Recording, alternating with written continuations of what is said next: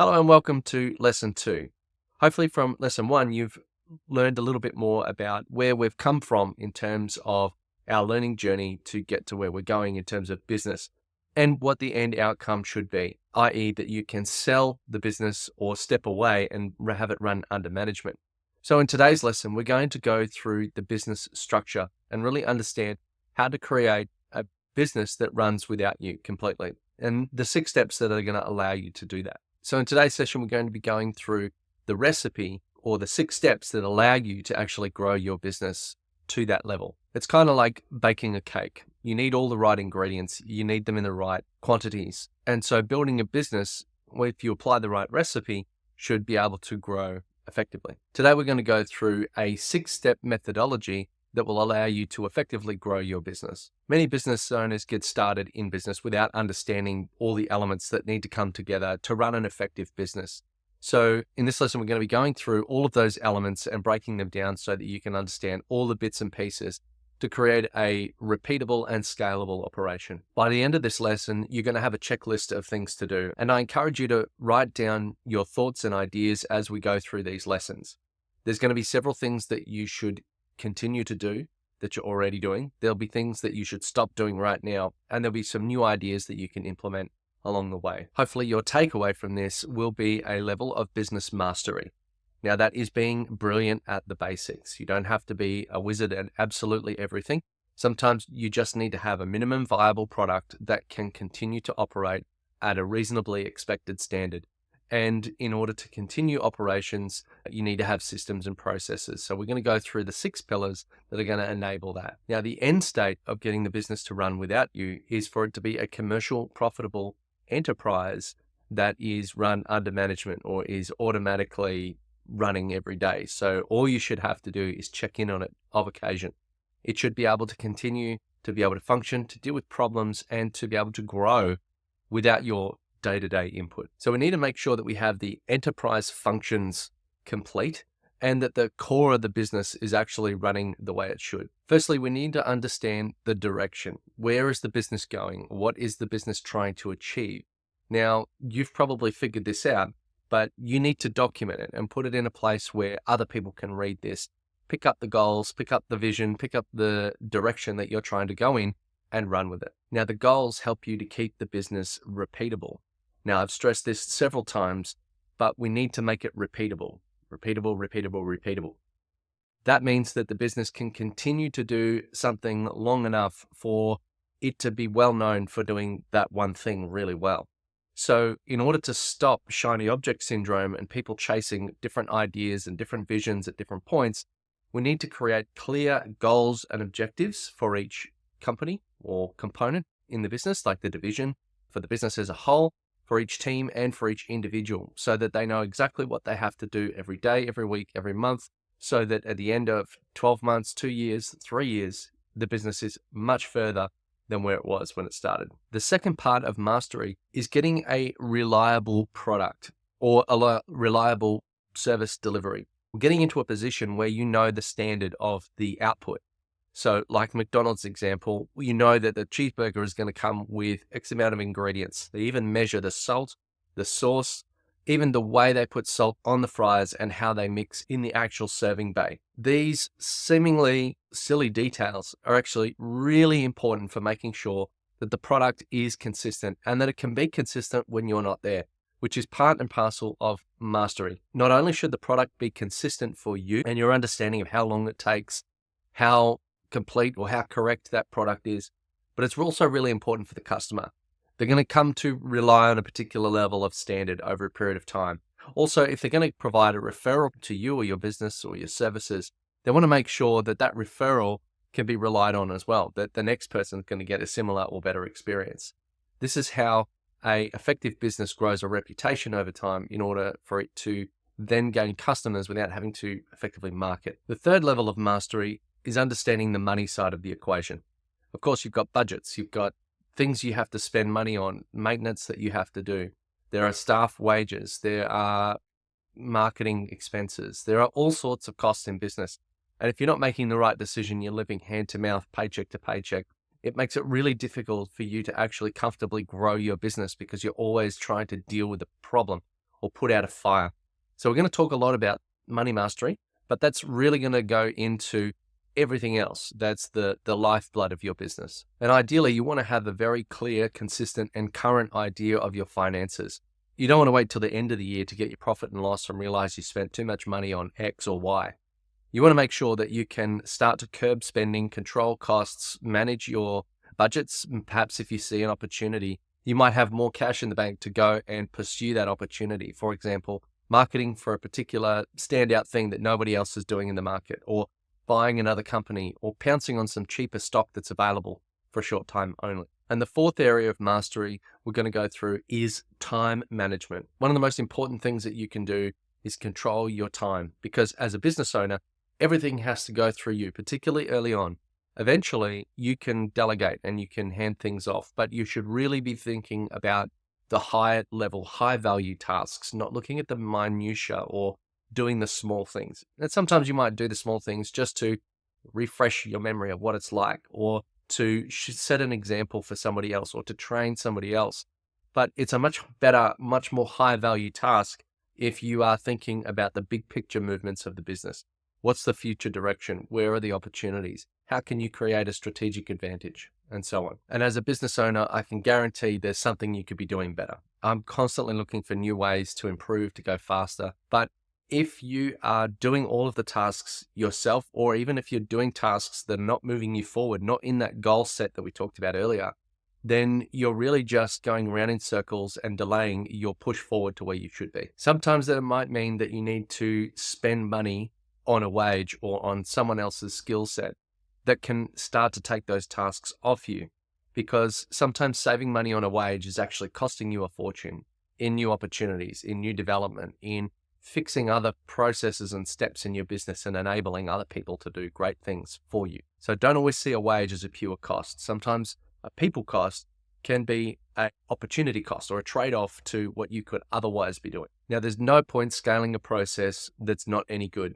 If you don't have a great product or a consistent way to deliver that product or service, then even if you do more sales and marketing, you're just going to have more unhappy customers, and you're going to compound the negative side. There's also no point in doing more sales and marketing if you're running at a loss. If you're not making money on each transaction, then you're just compounding a descent into debt. As we go through these lessons, we're going to unpack other elements such as going deeper into sales, going deeper into marketing, going deeper into time management and finances, etc. So to understand the levers in your business and how to drive conversions, drive sales, drive that profit, drive that revenue, there are a couple of simple formulas. Now I'm going to give you a formula and I'd like you to write it down.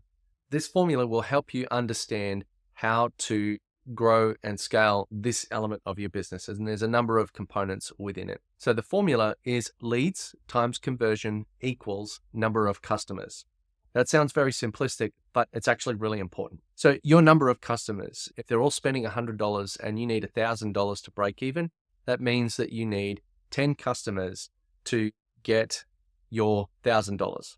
Now, if you understand what that number is, what that break-even number is, and the dollar value and the number of customers that are there, then there's only two things that you can really do to improve that end number, or to get that number to where you want it to be. That is, get more leads and get more conversions. So in that, there's two activities. One is the marketing side to attract those leads. The other is the sales side to convert those leads. Now that we know the two inputs that improve the third number, we know that that's what we have to improve, what process we have to improve. Now we know what steps we have to take to increase that number. And once you understand what it is that you need to do specifically, now you can break that down into steps and chunks. It's not such a everything needs to change, and so there's too many decisions to make, too many ideas to come up with. No, we can refine that down to a very simple set of improve A and B. And we can do that by doing steps A, B, and C. You can research those. You can dive deeper into those topics, but at least now you have an understanding of the two inputs that drive the output. Okay, so I think it's important just to define a lead. A lead is a prospect. They are someone who has interacted with your business in some way. It doesn't mean that they are a customer or that you've even qualified them or that you even really know who they are or why they've contacted you. Sometimes they could have walked into your shop. Sometimes they might have called you on the phone. They might have sent you an email. They might have interacted with one of your staff at a conference. They might have filled out a form on the website. At that point, it's just an interaction point. It's a touch point. You don't really know much more than maybe you grabbed a first name. Maybe you grabbed a email address. Maybe there's a small note in the comments section that isn't really enough information to understand whether or not they are ready to be a customer. Maybe they're a spam or a contact that's not really worth you chasing. Maybe they're not qualified. Maybe they don't have the budget, the timeline, etc. But a lead is still important. And capturing that lead is the first step in the sales process. Now, conversion is the number of leads that become customers. So if you have 100 leads and 10% convert to customers, then you have 10 customers. Now, it often takes a lot of work to generate a customer. You've got the lead process, you have to market to them, you have to interact backwards and forwards. And after a period of time and you've built that relationship and you've identified the issue or the problem that you solve, how you can solve it, and they have accepted, perhaps the quote or the proposal or have bought the product. One of the next most important things is getting more out of that customer or repeat business. That is one of the most impactful things in order to grow your business. If you have a business that allows you to do repeat business, you should double down on the repeat. I repeat, you should double down on the repeat. The more you can get recurring transactions or future transactions from that same customer, it's the cheapest acquisition you are going to get. Customers that have already bought are 16 times more likely to buy and 5 times cheaper to acquire. Now, in order to predict what those sales might be, take your average transaction value and then multiply it by the number of times that that customer is likely to buy throughout their customer lifetime. For example, if you run a lawn care company and you happen to have a customer that spends $50 a fortnight with you over the next couple of years, well, then now you can multiply $50 times X amount of fortnights times X amount of years.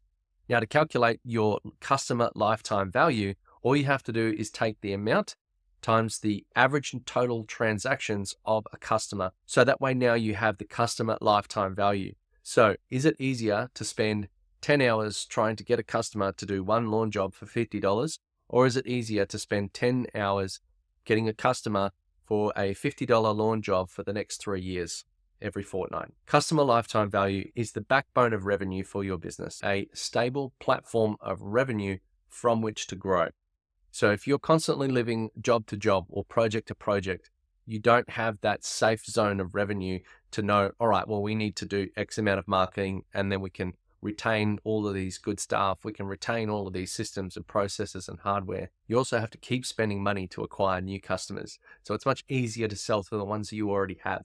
In fact, sending an email to your database of past customers is much cheaper, if not free, other than the cost of the software. You might have 100, 1,000, 5,000, 50,000 contacts in your email database, and it takes you the hour to write the newsletter and 10 seconds to click send.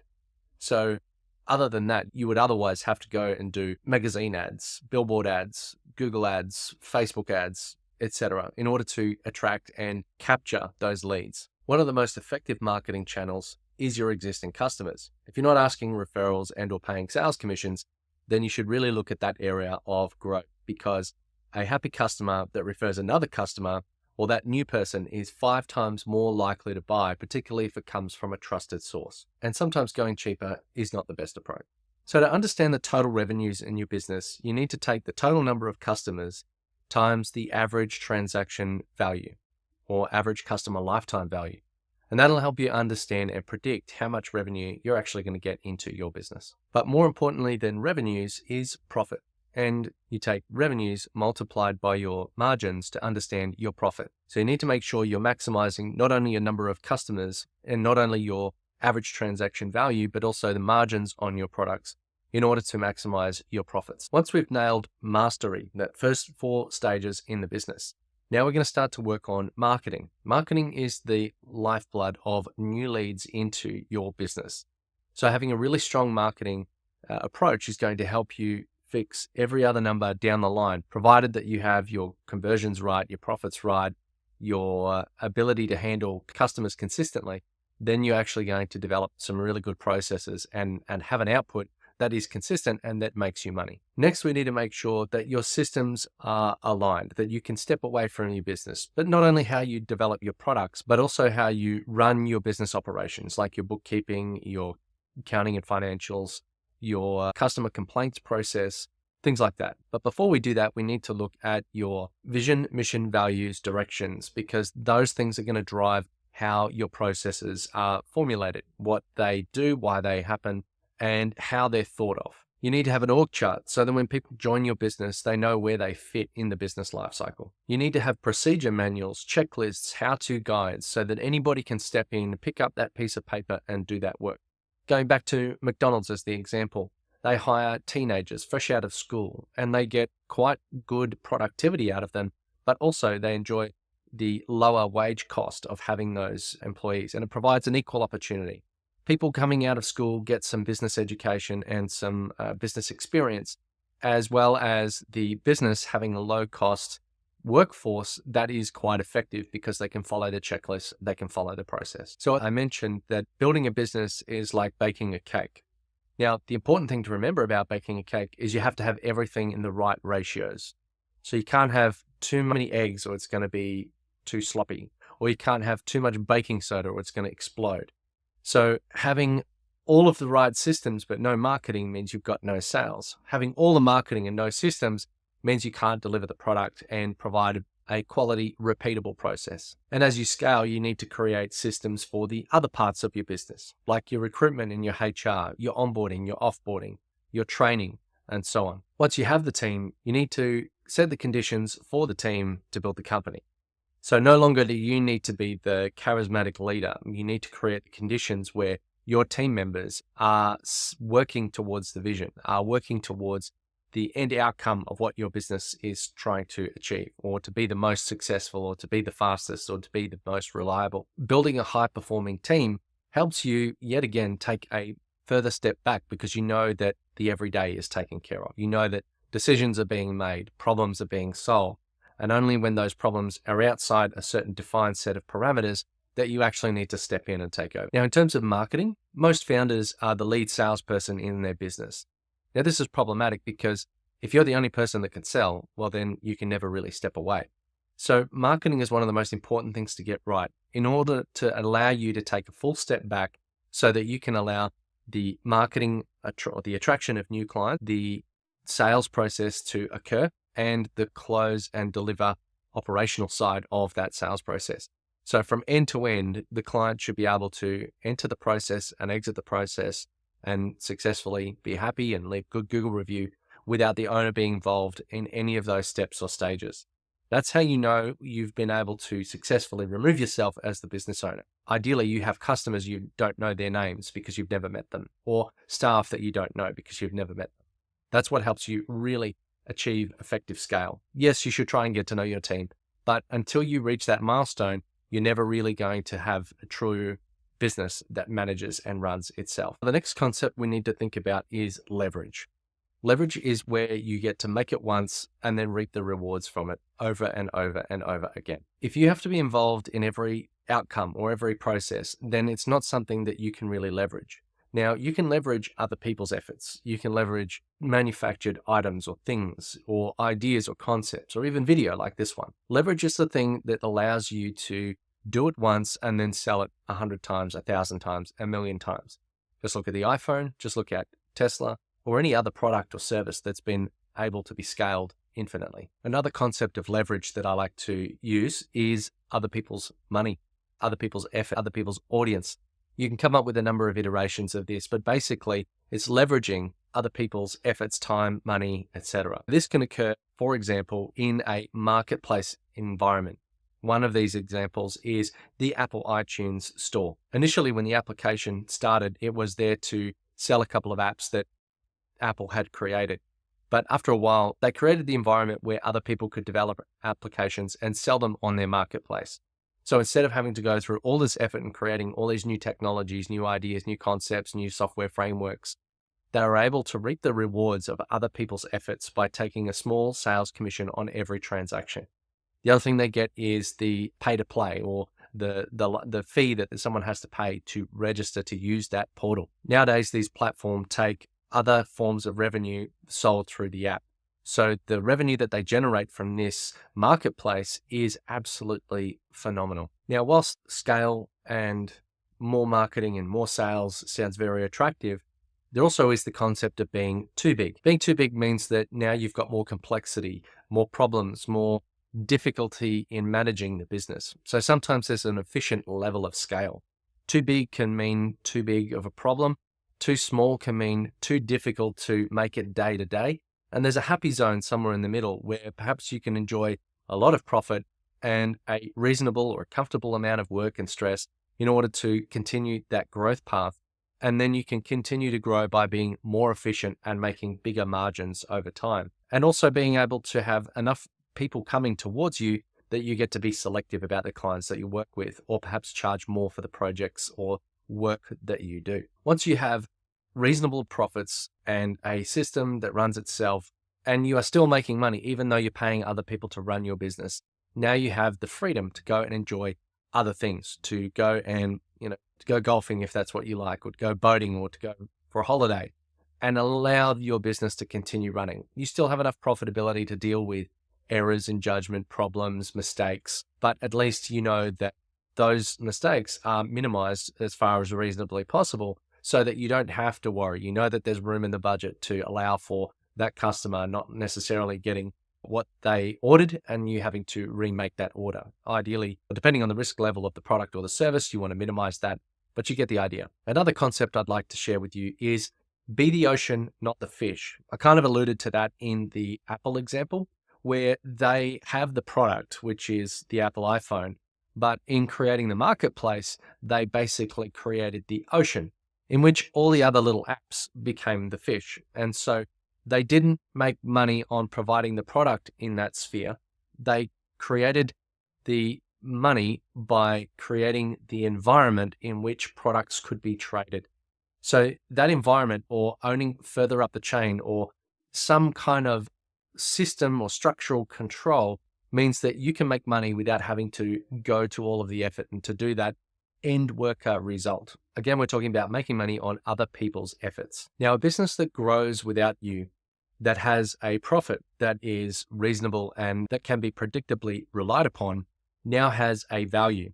That business, should it be sold, is worth a hell of a lot more money than one that doesn't make money, or that you have to work in, or that is a lot of effort day in, day out just to keep the lights on. So a business that makes money or that makes a profit increases your valuation multiple. So now not only are you making money every day, week, month, year, you're also making money should you sell it. So you want to make, 3, 4, 5 times revenue, or 3, 4, 5 times profit. Depends differently in different industries, different business types, but you get the idea. Again, going back to the first lesson where we talked about being paid twice, not only from the profits of the business, but when you exit the business. This is where the magic happens. So making these structures, making that profitability is oh so important, because that's what allows you to not just get to the end of your business and then have to close it down. This is what allows you to get to the end of your business and then hand it over with a nice tidy sum, which is what everybody dreams of, but so few actually obtain. And the reason why they don't obtain it is because they don't follow the principles that we're going through in this course. Another great reason for creating systems in business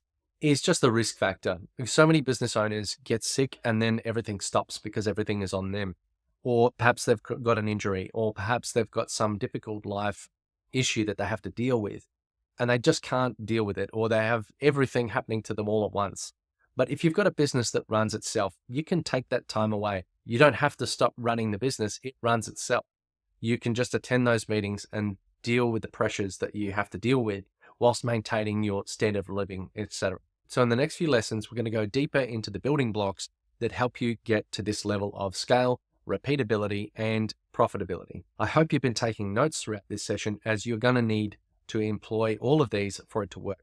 It's no good watching the course and then doing nothing with it. One of the most important things you can take away from this is that what gets measured gets managed. So we're going to start to take more data in on your everyday operations, and then we're going to use those numbers to make a improvement. These sorts of metrics is what happens in a larger business, because not everybody is sitting on the coalface watching every little thing happen in the business. You need to rely on the numbers. These are indicators at a much bigger picture. If you've got 50 stores, you can't be sitting at every store watching the door. You need to watch analytics and data. Perhaps there's transactions, perhaps there's some foot traffic metrics, some sensors in the building that can tell you how many people are coming in and out. But you need to wrap your head around the idea that you need to work on numbers, analytics, and indicators, and then make decisions on that rather than going by feel. And from now on, your business is now a testing ground. You are going to run a series of experiments, and you are going to run them continuously. You're constantly going to be testing. You're constantly going to be looking at the numbers. You're going to make a few bold bets, but ideally, you want to make a few small changes or a lot of small changes that you can then predictably review the numbers and the statistics as to how much better is this for the customer? Is it a 2% increase or a 10% increase? If it's a 10%, yep, let's continue doing that thing. If it's a 2%, maybe it was not worth the investment in spending that additional time. But test with a little, and then once you understand how effective it is, then you can roll it out at a scale. Part of being able to run these experiments is giving yourself the space to be able to do them. So first of all, you need to control your time to get the time back to be able to spend time checking the metrics, to collecting the information, analyzing the data, testing and experimenting, and then rolling out and writing new processes, new procedures. And every time you do this, you take one step forward and another step forward and another step forward. All of these things culminate towards a much bigger change over a period of time, rather than taking one big bet in that direction, hoping that everything's going to go well, and then finding that it all falls flat and end up costing you a lot of money or shutting your business down. Much easier to do a lot of micro experiments and incrementally change as you go. There are times when it does make sense to make big, bold movements, but there are also a lot of times when a lot of small changes can add up to a very big change. A 1% improvement every day compounds. So at the end of 365 days, it's not 365%, it's a hell of a lot more. And again, it's about giving the predictability in your business to be able to allow you time to go and do other things. For example, think of an airline pilot. They need to have a 100% success rate. Everything needs to go right on that flight for it to go up into the air and then back down safely so that everybody can walk off and go and do their next activity. And of course, stay alive. They have a checklist and they must go through everything in sequence and make sure everything is 100% correct or within the range. So the oil pressure has to be right. The temperature of the generator has to be right. All of these elements have to come together in order to safely take off. So you can take a similar approach in your business by creating those checklists and processes to make sure that before this happens or before that happens, that all of these steps are completed. That way you know that you're going to minimize the time required to deliver the product or service, which now means that you can deliver more products or services with the same team without having to expand, which then increases your productivity, which then increases your eventual margins, etc. You also need to develop a culture around following the process, because you can't just have someone come in and decide to do whatever they want, because you've tested this, you know it works because you've tested it 1,000 times, so there's no point doing something different. Now, having said that, the most dangerous statement in business is that we've always done it this way around here. So part of your checklist process is reviewing your processes. So every 6 months, 12 months, you go and make sure, get customer feedback, see if there's new methodologies, new technologies you can deploy. And that is just an iteration process that is part of your daily, weekly, monthly routine. Again, it can be processized. So nothing should be new. Nothing should be a surprise. Everything has happened once before and someone has handled it. So you can do it. Your business can do it. It's okay. So first things first, make sure you have mastered the basics and that you understand how you're spending your time, how you're handling your money, that you've got a predictable process, and that you've got things documented. If you don't have those 4 things, you don't have the basic foundation required to move forward to the next steps. And that is something that you need to maintain. It's not something that you can set and forget. It's a standard that you need to have as a default setting. Even big businesses can often have these things not really figured out or sorted. Often you can have a small business that had it sorted for a while and then stopped doing it because they stopped getting checked for it. So it's part of your daily, weekly, monthly checks, or maybe part of your management team's responsibility to report to you on those foundations to make sure that they're being carried out correctly. Or perhaps that's a spot check that you do at random to make sure that everybody's following the process.